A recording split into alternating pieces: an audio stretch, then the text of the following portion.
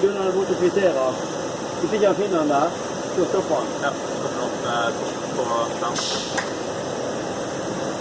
Amir? Ja.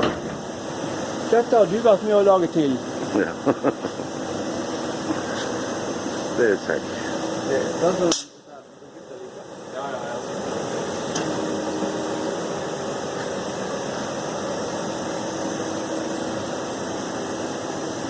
Jeg tror kanskje ikke kan gå så langt inn i dette, for da...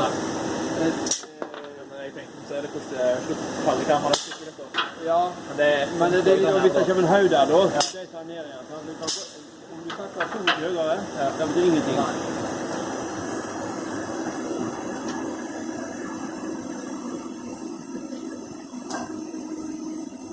Jeg har jo filmet en gang. Ja. Går det greit, jeg filmer en gang?